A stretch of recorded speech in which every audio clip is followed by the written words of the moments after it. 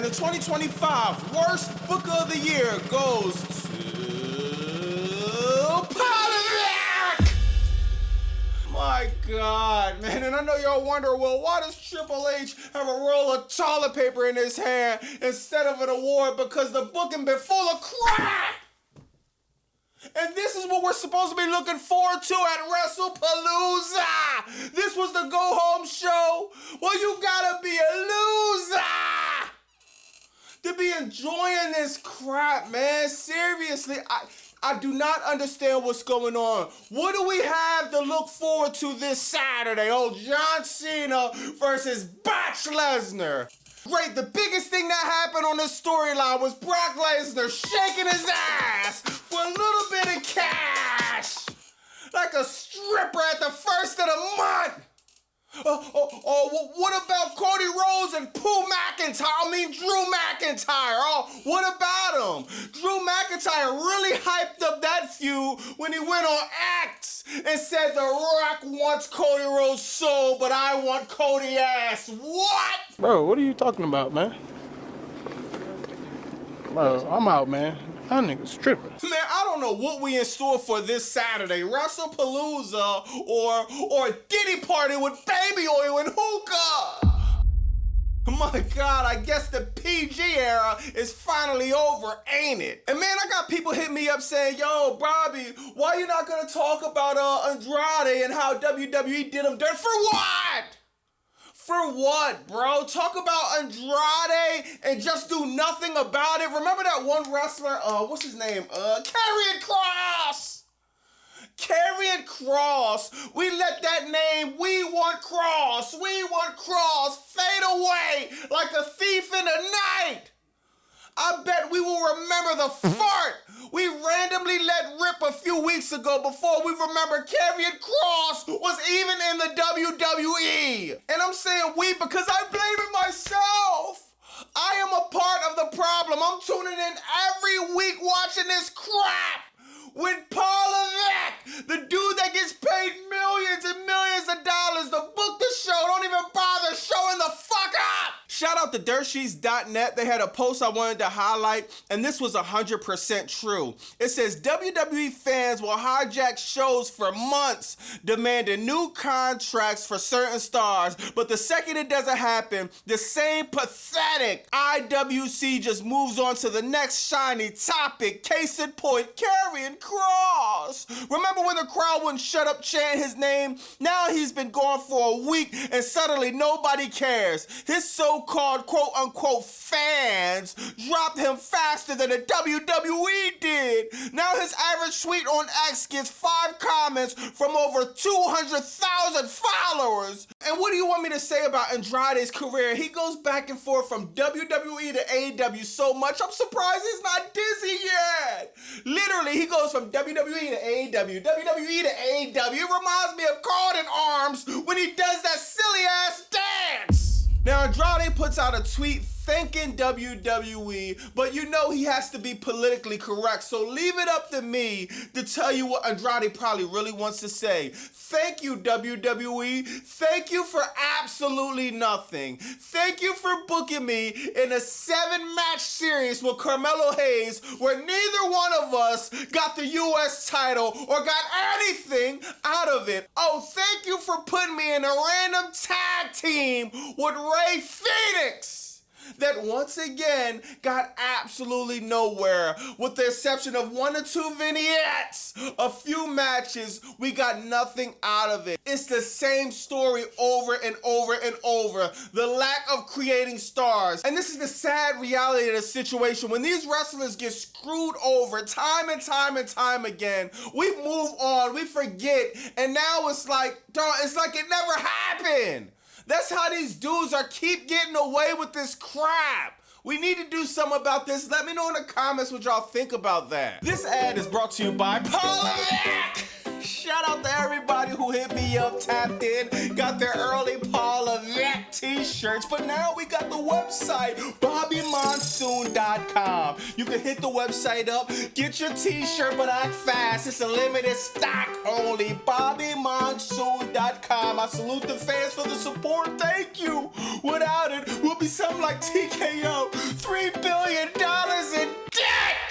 Now, Raw starts off with John Cena in his hometown, Massachusetts. I'm not gonna lie, dog. I thought we was gonna get a match from John Cena. I thought we was gonna get a cutting-edge promo. I thought we was gonna get something compelling, but I feel like an idiot for keep putting my expectations not even high, just having expectations at all. John Cena comes out and literally cuts the same exact promo he's been doing, I feel like, this whole year, dog. Whether it was he was a heel and, oh, I hate the fans. Now he's a babyface, and now it's like, oh, I'm gonna fight for the fans. It's like, John, come on! Like, you didn't make fun of Brock Lesnar botching the F5, ripping his jeans, doing an ass shake. There is no type of animosity in this feud whatsoever. This is literally Brock Lesnar, John Cena, because the history tells itself. Lazy Levac! Riding off the history that Vince McMahon built. It's so easy to build some type of animosity, some hatred, some friction. I don't even feel like John Cena is even mad at Brock Lesnar attacking him at SummerSlam and attacking him on SmackDown. John Cena could care less. My God, man, it seems like Brock doesn't care either, dog. Brock is looking for John Cena. He has all his dates listed, you idiot. Why are you looking for John Cena everywhere but the dates he's literally listed? As soon as we started off Raw on Netflix with that crap, I knew we was in for a long night. Next, we got Lyra Valkyria versus Roxanne Perez in a match that meant absolutely nothing. This was all to set up Bayley and her new gimmick, her new split personality gimmick. Now, I'm not gonna lie, to me, this was the best part of Monday Night Raw. A Bayley segment and a split personality thing. That's the best thing, I believe, that was on Monday Night Raw, because it is a bit interesting to know how they're gonna play this Bayley character out. I don't know if y'all know, Bayley used to be one of my favorite wrestlers, but she did the hug gimmick, man, coming up at NXT with the 4 horsewomen. I used to love Bayley. I love that character. I hated when she was with Damage Control. I hated even more the role model Bayley. So for her teasing this, I'm personally excited for this and seeing where they go with it from there. I think if Bayley go in the route of kind of like a Doink the Clown character, where he came out as a clown, but he was like a kind of scary clown, I want to see Bayley go in that direction with the book and be a hugger, but be like a scary type of crazy type of hugger where it gets a little bit weird. That booking could be fire, but we know that Lazy Levac hates being creative. Now, the next match, you got Kofi Kingston versus Penta. Yo, and I keep saying this week after week after week, this version of the New Day, for me, is literally destroying Kofi Kingston, Xavier Woods' legacy, bro. We're not even worried about Grayson Jobber, because he's been a jobber since he stepped foot in WWE. So we're not even worried about him. But Xavier Woods and Kofi Kingston, their legacy is being tarnished, is being thrown in the garbage. What type of booking is this, seriously, dog? This whole gimmick of they're distraught about some tag team titles. They're not even having tag team matches. They're not trying to get the tag team titles back. So what are you distraught for? This is not even lazy booking. It's just like, dog, oh my God, you could put this in ChatGPT and come up with better booking. You could give this booking to an infant that just came out of his mother's womb and come up with better booking. The highlight of this whole match was literally the last second and a half. I'm not gonna lie, Penta does a crazy springboard Mexican destroyer on Kofi Kingston. Then he beats him 1, 2, 3. Oh yeah, that's right. The New Day has Grayson Jobber, Kofi Kingston, Xavier Woods, basically a 3-versus-1, and they still can't beat Penta. Oh my God, bro. I hate this version of the New Day, bro. I used to like the New Day, man. I used to like just everything they done, bro. They had a chance when Big E offered to manage them. They would have been way better off doing that than the crap that they're doing right now. The downfall of the New Day should be studied in a laboratory. Next, you got a segment between Becky Cringe, CM Skunk, AJ Lee and Seth Rollins, man. And I'm not gonna lie, this was extremely hard to stay awake for. This mixed tag match this Saturday at Wrestlepalooza. I don't know about y'all. I don't know all the people that was happy AJ Lee came back are excited for this, but man, AJ Lee is so cringe to me. The stupid, fake, crazy faces she makes. This is why y'all want AJ Lee back, so she can skip around, make these stupid ass cringe faces. I really hope she performs well Saturday. And I'm not even worried about Saturday. I really believe she's gonna have a good performance in ring Saturday. Of course, the predictable booking, since AJ Lee got beat up Monday, Saturday, spoiler alert, she's guaranteed to go over.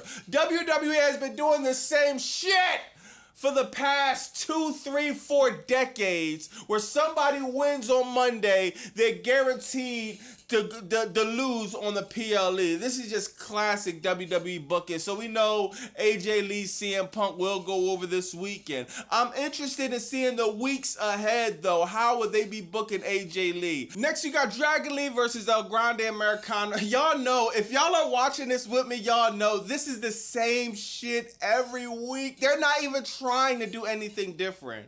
Dragon Lee versus El Grande Americano. Either AJ Styles get thrown in it. 2, 3, 4, 5, 6 El Grande Americanos come out. No one gives a shit about who's the real one. We know Ludwig Kaiser, Chad Gable. No one is literally trying to figure out who's the other guys because we don't care. I literally never had one person in real life, one person in the comments. I never had one tweet that asked me, yo, Bobby Monsoon, who do you think the other El Grande Americanos is? This just shows you that, dog, no one gives a crap about any of these El Grande Americanos. It was cool when you had Chad Gable. Ludwig Kaiser, it started to get very stale. Now everything else is just completely cringe at this point. After that, you got Stephanie Valkyrie versus Carrie.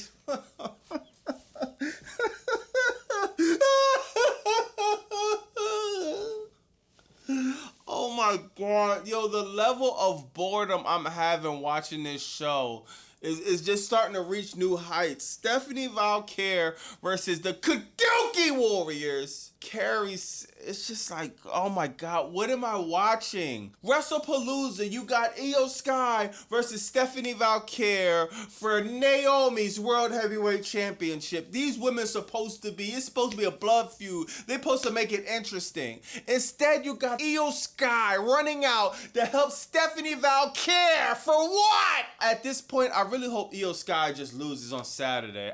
The last thing we need is for Io Sky to hold the belt 120 months like her last title reign. Remember when she won it on WrestleMania and we haven't seen her for years to defend the title after that? We don't need another one of those. Now you got the last match, another tag match, just like the week before, just like the week before that, and the week before that, and the week before that! Jimmy Uso, LA Knight versus Braun Breaker, Bronson Reed. Now they was building this storyline up of Jey Uso acting big-headed, telling Jimmy Uso, bro, don't tag with LA Knight, man, seriously. We gotta fight these dudes on Saturday, don't tag with them. Jimmy Uso got sick of being bullied and saying, man, you ain't got no Ula Fala on your neck, bro. Stop acting like Roman Reigns. I'm going to tag with LA Knight anyway. Great, bro. And you know what I'm going to start doing on X? I'm going to start calling out exactly what was going to happen because we all knew Jey Uso was going to come out with a steel chair again. He's been doing this for 10 weeks in a row, it seems like, bro. The same shit. If it's not him, it's Jimmy. But at the end of the match, bro, he comes out with the steel chair to save the day. And him and LA Knight, they kind of squash it. And I was ready to come on here and completely lose it on LA Knight. Like, I thought LA Knight was going to really leave with Jey Uso doing that to him last week, sparing him, and him not doing nothing this week. I was going to completely go nuclear on LA Knight and Paul Levesque.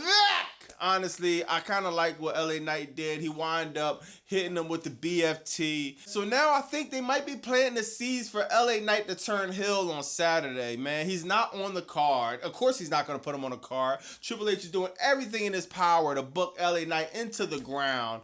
And one more nail in the coffin might be him turning heel. That could go either way. LA Knight is so over with the crowd. Him turning heel could completely stop the momentum. But his momentum already been stopped because he loses every single Money in the Bank. He loses every single big match. So who really cares? Maybe it's time for LA Knight to go heel, join Evolution, and see how that goes, you know what I mean? And let me know in the comments what y'all think about that.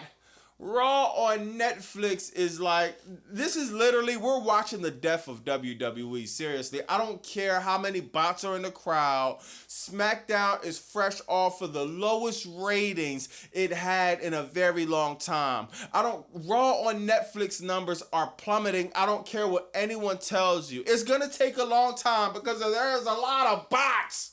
So it's going to take a long time, but mark my words, because I've seen this happen with WCW. When the booking gets this bad, when it gets this redundant, when the corporate fucks at the top of the office get this greedy, when the ticket prices are this high, the production, the creativity is this low, I guarantee it will happen. We will see the death of WWE. The WWE will get sold to the Saudis, and it'll be all over from there. We'll start covering boxing, or maybe UFC, maybe football. We'll have to find something else to start talking about, because WWE will be taking a first-class ticket to the nearest cemetery if this booking keeps up. Let me know in the comments what y'all think about that, man. I'ma holler at y'all in the comment section. It's Bobby Monsoon 215. Like, comment, subscribe. Bye!